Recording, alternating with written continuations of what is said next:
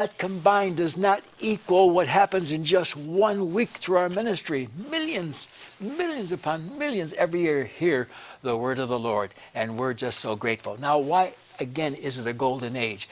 Because when Jesus comes, it's going to be television that allows the whole world to see his appearing. What? The disciples came to Jesus in Matthew 24, verse 3, and said, "What shall be the sign of your coming?" Not the signs that point to the sign. And the signs are found in Matthew 24, Mark 13, and Luke 17. But they all point to the sign, and that is what Jesus predicted concerning his return to earth in Matthew 24, 27. "As the lightning shineth from the east unto the west, so shall also the coming of the Son of Man be. A bolt of lightning from east to west." But there's more. His feet hit the Mount of Olives in Zechariah 14:4, and the mountain splits from east to west. That's the sign. And beloved, it's right at the door.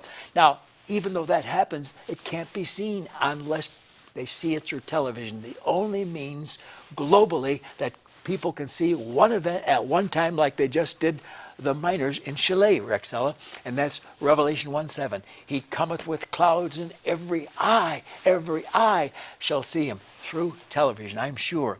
But before that, 7 years preceding it, is the rapture, the come up hither of Revelation 4, verse 1. "And we're caught up in the twinkling of an eye to be with Jesus," 1 Corinthians 15:52. 7 years later, we return with him in that event just described as he comes to earth. And Jude, verse 14, says, "The Lord cometh with 10,000s of his saints." They had no way of saying millions, billions, quadrillions, and all the rest in that day. They just said tens of thousands, and that's an innumerable multitude. And Rexella, preachers don't want to preach it today. Do you know how important this is to God? Listen to Jude 14 again.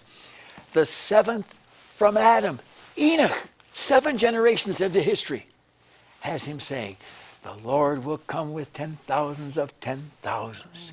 And that's when he comes with us to set up his kingdom. And the armies in heaven follow him when he comes as the King of Kings and Lord of Lords in Revelation chapter 19, verses 14 and 16. Oh,